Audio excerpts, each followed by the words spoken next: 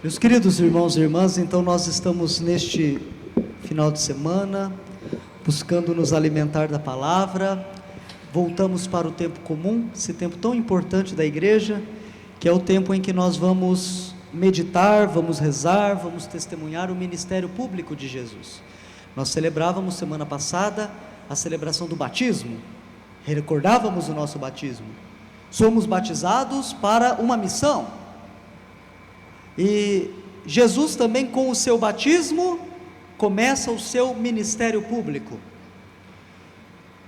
e pelo olhar que a liturgia hoje nos oferece, nós também temos a oportunidade de contemplarmos a glória de Jesus. Normalmente nós restringimos a Epifania, que celebrávamos há 2 domingos atrás, restringimos a Epifania somente pela visitação dos magos, mas a Epifania é muito maior. A Epifania consiste na visitação dos magos, a Epifania consiste no batismo de Jesus, e a Epifania consiste nas bodas de Caná. São todas manifestações, são os sinais que o Senhor deu para que contemplássemos a sua glória e para que acreditássemos nele. Não é assim que São João conclui o Evangelho? Manifestou a sua glória e os seus discípulos creram nele. Então Jesus está se dando a conhecer para que nós possamos aumentar a nossa fé nele. É isso que nós hoje conseguimos também meditar. E nós, ao descobrirmos mais quem é o Senhor, brotam em nós possibilidades bonitas, aquilo que o Salmo dizia, de cantar ao Senhor um canto novo, de anunciar a sua salvação, de adorá-lo no esplendor da santidade e de estremecer diante dele. Eu pincelei lá no Salmo algumas atitudes que brotam deste encontro. Eu conheço mais o Senhor, e isso me provoca uma alegria, que coloca um canto nos meus lábios. Como diz Santo Agostinho, só o homem novo canta a canção nova. Então este Deus renova o meu coração de tal maneira, quando eu encontro o Senhor, quando eu deposito a minha vida nas mãos dele, eu já não me deixo mais tomar pela tristeza, eu já não me deixo mais vencer pela escuridão. Ele coloca um canto nos meus lábios. O canto é próprio de quem está feliz, o canto é próprio de quem vence, o canto é próprio de quem confia no Senhor. Ele é a causa da nossa esperança, e nós estremecemos diante dele, mas nada mais nos faz tremer. Por quê?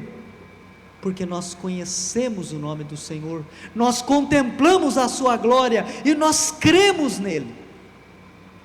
Então este domingo precisa aumentar a nossa fé,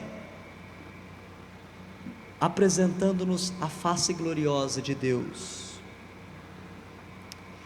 Portanto, nesta liturgia nós somos reconduzidos a uma certeza: nós somos o povo da aliança, nós somos a alegria de Deus, e Ele nos fez a sua imagem e semelhança.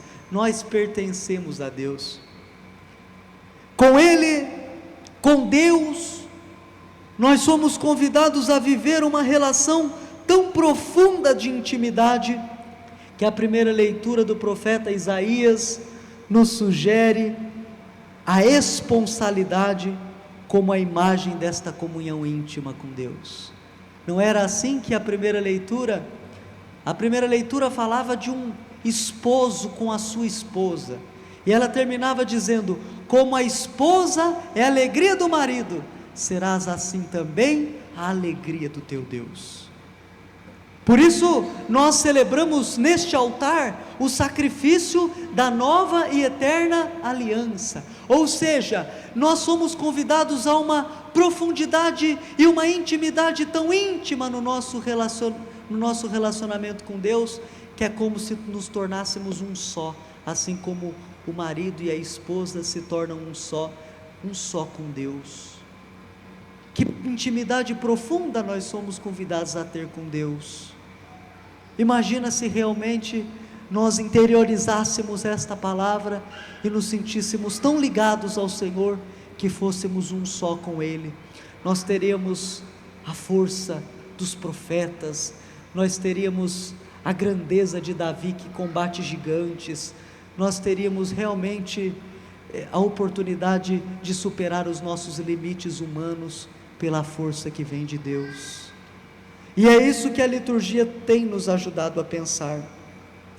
E esta imagem esponsal, ela retorna lá no Evangelho de São João, capítulo 2. A ação prodigiosa de Jesus naquela festa de casamento abre-nos a possibilidade de pensar num outro casamento. Jesus tinha sido convidado a ir para um casamento, foram os discípulos, foi a mãe dele também, faltou vinho, que desastre. E o casamento judaico não era como o nosso, que às vezes dura um dia, dura uma noite toda, durava uns 7 dias, quanto vinho precisava, quanta comida precisava, e acaba o vinho no começo. Imagine o desespero, não tinha iFood naquela época para socorrer, né? Não tinha Uber, não tinha, né? As distâncias eram outras, que desespero. Jesus está ali, socorrendo, e esta presença de Jesus neste casamento, nos lembra que há um outro casamento, e Jesus já não é um convidado, é o casamento entre Deus e a humanidade, e agora Jesus é o noivo, Jesus é o noivo, e nós como a igreja, devemos nos entender como a esposa, como a noiva, que quer também fazer uma experiência íntima com Jesus.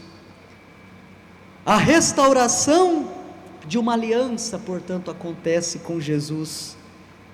Há um novo compromisso de amor e de fidelidade de Deus para conosco e nosso para com Deus. Como num casamento onde se faz promessas matrimoniais, quando nós fazemos esse compromisso de aliança para com Deus, significa que nós estamos dispostos a servi-lo todos os dias da nossa vida, na alegria, na tristeza, na saúde, na doença. Quando o Evangelho sugere que Jesus é o noivo de uma nova humanidade, da sua igreja, significa isso. Jesus está prometendo estar sempre conosco, mas Ele nos quer também todos os dias. É bonito quando a gente vem num casamento. Hoje eu já assisti um casamento, e escutar o rapaz dizer para a moça: eu estarei com você todos os dias da minha vida, e ela também dizer isso, na alegria e na tristeza, na saúde e na doença. É bonita esta promessa, é muito exigente, e quando Deus diz que quer fazer uma aliança conosco, Deus também quer escutar esta palavra dos nossos lábios: eu estarei com Deus na alegria e na tristeza, quando as coisas estiverem do meu agrado, mas quando as coisas fugirem do meu agrado, eu estarei com Deus, eu não fugirei de Deus, eu não abandonarei a minha fé, eu não evadirei da igreja, eu estarei com Deus na saúde, mas também quando a doença tomar conta de mim, todos os dias da minha vida. Então, a proposta da imagem, a imagem proposta, portanto, por esses textos é essa. Se estivermos no ápice da nossa vitalidade, estamos com Deus, mas se nós não pudermos fazer mais nada, se pudermos só respirar, que a nossa respiração seja em comunhão com Deus. Se nós um dia estivermos em cima de uma cama, só respirando, que cada respiração nossa seja, portanto, um ato de amor a Deus. Veja se não é uma provocação forte, profunda desta liturgia. Assim como o noivo com a noiva, se tornando esposos, prometem estar sempre um com o outro, nós também, por esta liturgia, somos convidados a estar sempre com este Deus, que promete também não nos abandonar. Basta lembrarmos as palavras de Jesus: eu estarei convosco todos os dias, até o fim dos tempos. Portanto, é esta a proposta dessa liturgia. Na segunda leitura da carta de São Paulo aos Coríntios, eu fui fazer um casamento hoje, uma pessoa se empolgou lá, disse, leitura da carta aos Coríntios, né? Não é aos Coríntios, né? É aos Coríntios. E o que ela nos diz de interessante? Nós somos convidados nesta leitura a colocarmos o nosso serviço na comunidade como uma prova de amor a Deus. Deus conta conosco, com as nossas particularidades. Por isso que a própria leitura vai dizer: a cada um é dada a manifestação do Espírito em vista do bem comum. Você mostra que você ama a Deus quando você se dispõe a servir, a ler na comunidade, quando você se dispõe a cantar para o Senhor, quando você se dispõe a ser ministro, quando se dispõe a ser coroinha, a ser acólito, a trabalhar para a pastoral do dízimo, a trabalhar para os idosos, a fazer algum serviço para o bem comum. Padre, mas eu não quero fazer nada, eu quero ficar no banco acomodado como eu estou, eu tenho tempo, tenho capacidades, mas eu não quero. Então você está mostrando que você ainda não tem um amor maduro a Deus, e muitos de nós ainda precisamos crescer no nosso amor a Deus, porque o amor, quando ele é autêntico, ele gera um compromisso, e Deus não precisa de você, o Deus que está lá no céu não precisa de você, mas Ele precisa de você aqui na comunidade. Então é aqui que nós podemos dar a Deus algo que lhe é necessário, porque Ele quer que assim aconteça. Ou seja, quando nós colocamos dons a serviço da comunidade, nós testemunhamos a conversão ao Evangelho, que de fato nós entendemos a mensagem do Evangelho, que nós não somos ignorantes na fé, e nós de fato demos um testemunho de amor a Deus, uma prova de amor a Deus. Sendo assim, meus irmãos, o Evangelho nos dizia que para o casamento em Caná, Jesus foi convidado com os seus discípulos. Agora somos nós que somos convidados para o casamento. Jesus está nos oferecendo um convite de casamento nesta liturgia. Entremos nesta lógica esponsal, na relação com Deus, a partir de Jesus, o noivo da humanidade. Nas bodas de Caná, Jesus realizou o seu primeiro sinal, transformando a água em vinho, revelando a sua glória. Ele não realiza um milagre necessário para salvar uma vida ou resolver uma situação extrema. Jesus responde uma necessidade simples de alegria humana numa festa, e com este sinal antecipa a hora de sua glorificação, mostrando que a história da salvação é um convite às núpcias, um banquete de alegria.